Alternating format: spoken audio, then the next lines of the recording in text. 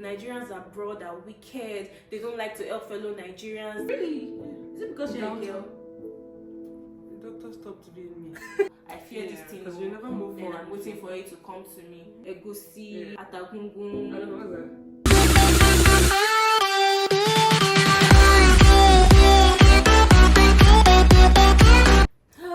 I'm sitting this way because she's taller than me. Oh, the video started? Yes. Screaming. Hi guys, welcome to my YouTube channel. On today's episode, we have the beautiful Cassie. Do you know what I'm doing? What? Like when they're introducing guest pastor, they'll not be like this.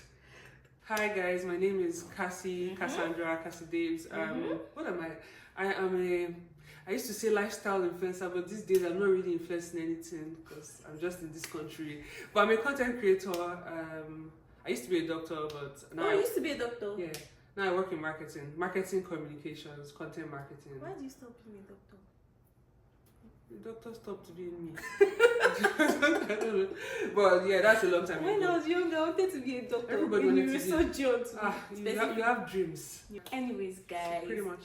First time I came across Cassie's video on YouTube. This is that video I was talking about was when your husband had come like 3 weeks before you came, and it was first in an Airbnb, right? Yeah. And I could relate to that video because at that time I was going through the same thing, getting a house in Canada. I was in Nigeria then, but my husband was here. You were trying to look for a house? No, my husband was looking for the house in Canada, but I was feeling the pressure in Nigeria because he could see something that we've agreed that this is nice. I like the lighting in this house. I like the space, and then he applies.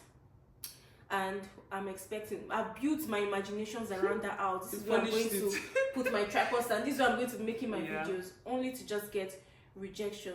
And you said at that period you learned patience. I had to. Mentioned that. For me, I learned giving up at that time. Not giving up like we won't get house again, but giving up in terms of freeing things. God, I beg, just whatever. I could relate to that video, and it stuck in my life. That was how I knew about you. Thank you for watching. You're welcome. Thank you for watching my video. You said you that's how I also came across my video. Yeah. I think the algorithm on YouTube, the way it works, if you're in Canada, it shows you like content creators in Canada or something. I don't know. I don't regularly scroll on YouTube. Okay. But yeah, sometimes actually. Anyways, guys, on today's video, we'll be talking about things we were scared of. Yeah. Coming from Nigeria, things we were scared of versus the reality of now being here.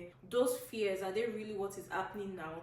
And for me, I told you when we made, by the way, we made a video just before we started this. I'm going to put the link up here. Please watch. We talked about culture shocks, a lot of culture shocks. You should watch that video.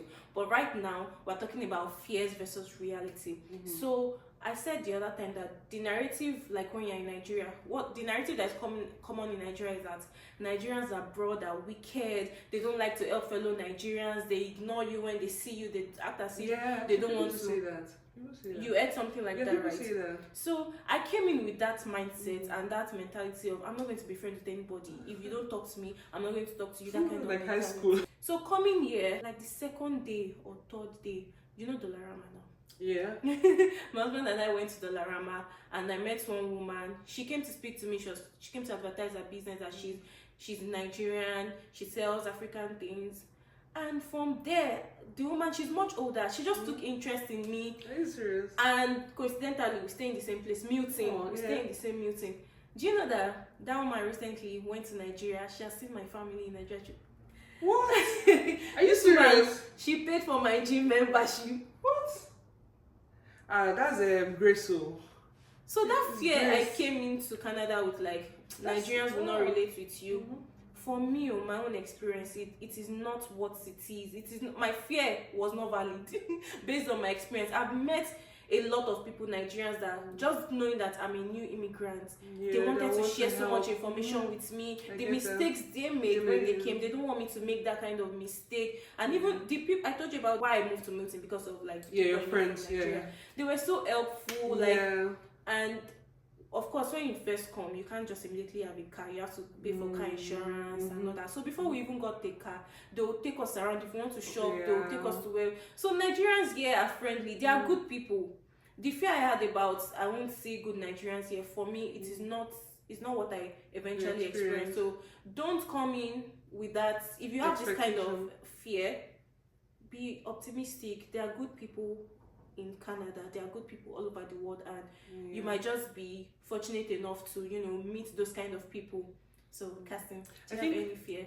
Yeah, I think even what you said, although I wasn't like scared about it, but I just want to like reiterate on what you said, that about how Nigerians have been helpful. I did not find someone's paid gym membership. God, I didn't find someone's paid gym membership for me. But even coming here, we have, you know how they have like African stores. Yes. The lady, there's one Nigerian lady that has her own African store. She runs it from her garage in her house. Okay. So like sometimes I'll go there, she'll just dash me something. The other day she dashed me yam. And yam is gold in this country. Yam is gold. She gave me beef to one time like that. And I don't remember, okay, I think because we have a Nigerian WhatsApp. You guys have that thing. Nigerians WhatsApp. Yeah, but the message is overwhelming. Yeah, it does get overwhelming. Even recently, the Nigerians in Gulf, they put it together like an initiative to help other Nigerians and new students that are coming in. Yeah, so people donated like winter jackets and everything. So they donated winter jackets and everything. I went to the lady's house to film it here. So I have it on my YouTube. And I was like, yeah, people are actually really good. I think mostly sometimes we're just wary of each other. Because I told you we have a Nigerians that live in this, like both of us are Nigerians. Okay. And I remember sometimes when we're going out, we'll see them like upstairs, or sometimes we'll hear their voice. I'm like, those people are Nigerians. My husband is a very friendly person, yeah. So one time we heard their voice again as we were coming. I was like, those people are there, definitely Nigerian. My husband went to meet them, and like, yeah, that's how it is. I was like, we heard your voice. We have the same as them, Nigerians. And they invited us to their house. Wow. Yeah, they gave us food. We invited them. We had food. So like, yeah, I think maybe people that say these things online, like Nigerians abroad, maybe they've experienced some Nigerians being funny to them, or they have. I also think it's a mind thing in the sense that sometimes I go to like grocery store and I'm walking by and I can hear them talking. I know this person is definitely a Nigerian person. We are looking like, do I want to talk? Do they ignore me? And that person will probably be thinking the same thing, like. So everybody just stays on their own and they just conclude that, Nigerians are not friendly, that kind of thing. But if you talk to somebody, we go to like buy things, sometimes we see people. My husband is a very friendly person. Just like, bro, so I'm just like, here we go again. And they just connect, you get. I think that most times people are just weird, just like how you had your own mindset. Yeah. So you're just like, another person too is like, that woman that me and her are now very close now. If she didn't reach out to you and be like, this woman. So, and she's way older. She's like a mommy figure to me now in Canada. So at that one, I'm really, really grateful that that fear I had did not eventually become what I'm experiencing here. I think something else for me was I was really scared about because back in Nigeria we had like people in the house to help us like cleaning. So somebody would come, would pay her, she'd clean. So I was like, oh my god, now we're coming here. We're going to do everything by ourselves, sleeping, cooking. Oh my god, how am I going to cope? How do I think about this? So like, I was actually really scared about it, but we sort of adjusted easily. There are people to help. It's expensive. Menial labor is super expensive here. Yeah, so I clean myself. So it's not like it's not available, it's just expensive. It's expensive. The menial labor, like carpenter, all those jobs that in Nigeria, you don't pay them well. Over here, your money's worth. So no, I cleaned, but I was really scared about that, like, how will I manage the house, having nobody around, everything you have to do it yourself. One thing I feared again as a content creator is that I would lose relevance when I get here. Like I would have to start from the scratch. And for me, I left Nigeria at a time when I was getting visibility as a brand, as a personal brand. So I really feared that coming here, I would start from the scratch, people will forget me. But versus my reality, I don't have a Canadian audience as much as I have Nigerian audience yet. However, the way I thought I would start from the scratch, I didn't really start from the scratch. For me now, it's like I'm building on what was already existing. I'm looking for ways to get better. I'm looking for ways to add to my audience. I'm looking for ways to connect with people. Like now, we're doing a collaboration. I've done a collaboration like this too with someone else, a content creator in Canada. I've met like creators online that stay in Canada and we engage with each other's content. So I'm being deliberate about adding to my community. So it's not like I just deserted my Nigerian influencing or my Nigerian community and I'm now stranded here, starting from the scratch. So that fear I had about content creation and losing my relevance, it is not exactly like that. I'm, however, just looking for how to be better, how to, you know, grow more. Funny enough, it's not something I really thought about, and it's something I should have actually thought about, because in Nigeria I was already kind of established, right? I've worked with so many brands in Nigeria, and when they're talking about like influencers, they'll probably call my name. Yeah. So it's like coming here and nobody knows you, right? It's starting afresh. Yes. For me, honestly, it is. What you said about being intentional is very important. So there's this girl, I don't know, you probably would know her, Tosin Olani. Yes. Oh yeah. I don't know her personally, but you know, I said I engage with. Oh, okay. Or like her posts and stuff, right? Yes. Yeah. So I reached out to her and I was like, there's this brand that wanted to work with me, right? So I reached out to her like, oh, please tell me anything you can let me know. What should the rates be like? And she was very open, but honestly, I know that for me, I'm kind of starting afresh, right? Because even then they asked me, so we've seen your numbers are good, but can you show us a screenshot? Can you show us a screenshot of your audience, whatever, so we know where your people but where your audience are from. Exactly. Like the last percentage of your exactly. So as I just showed them Nigeria, so you know Canada is like really little. And then from that already they already like crashed down you, like whatever they want to offer you. And then because we couldn't work together because they were like, that. I don't think it's that. Well, that is a factor as well. Because obviously, if you are the brand owner, you are trying to like get something for yourself. Yes. And if you see that this person does not have, I mean, Canada, my reach is in Canada. This person does not have a lot of numbers in Canada. It will favor the brand. Yeah, exactly. So you're not looking to give them whatever they ask, but you know. God will be helping us. That's Let me tell you something that I keep saying to motivate myself. In Nigeria, where I felt like I was getting visibility, that visibility didn't happen overnight. Yeah. It took process. It took like years of consistently putting out content and, you know, appealing to my audience. It was work. So I don't expect that I'll just come here and overnight I'll gain that Canadian community and just gain that audience in Canada without putting in the work.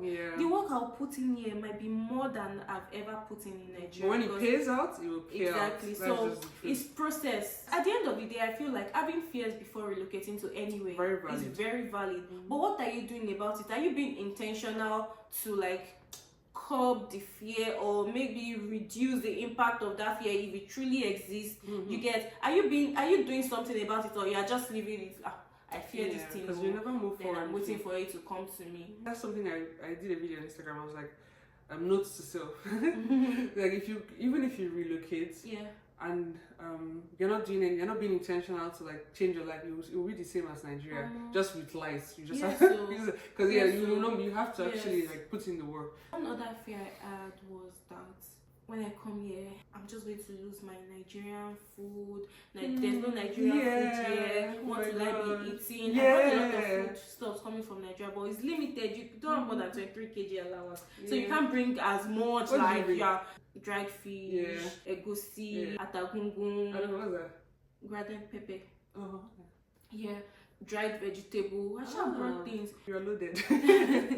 When I got here, I realized that these things are here. Yeah, they are. It is available, but more expensive? It is not as affordable as you would have it back in your own home country. Even if you don't find it, there are alternatives.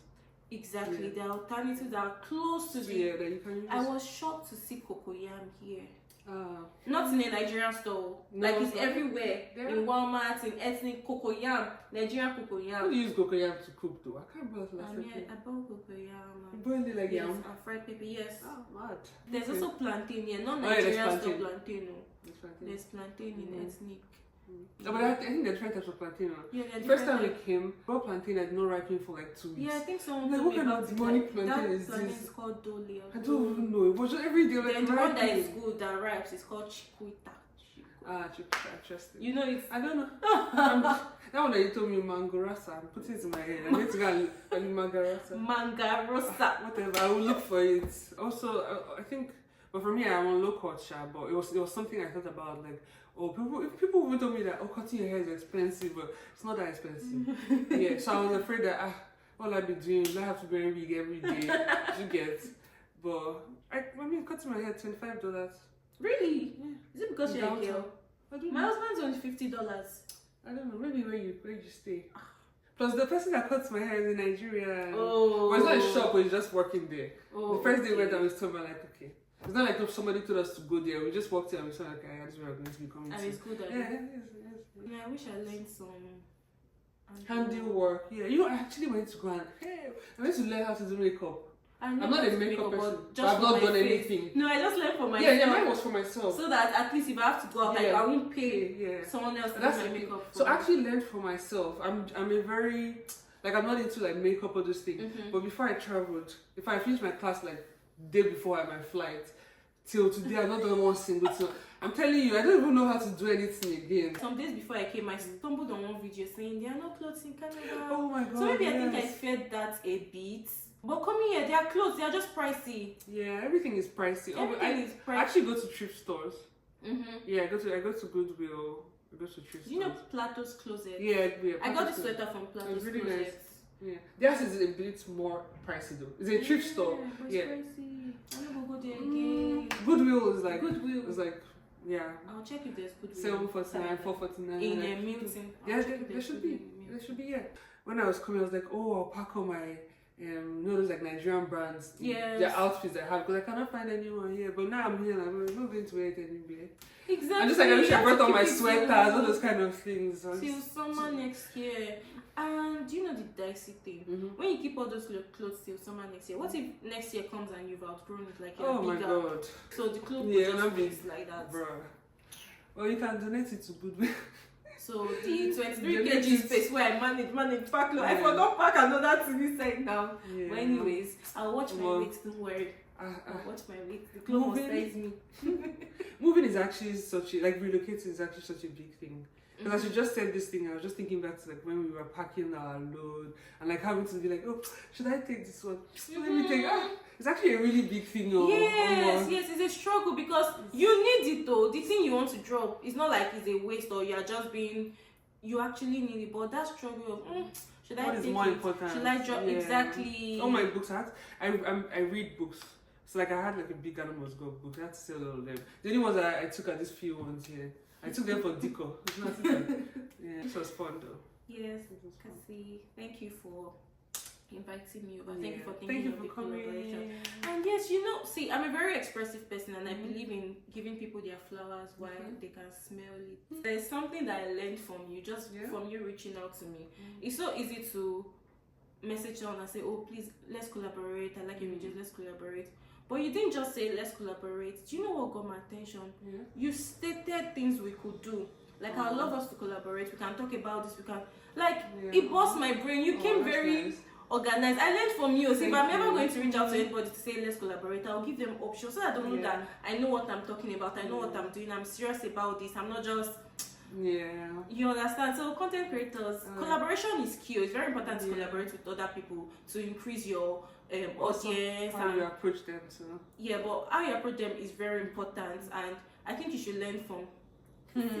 When you approach people, let them know that you are serious. You know what you want. You are not just confused. So yeah, I've learned that from you. So thank you very much. Oh, you're welcome.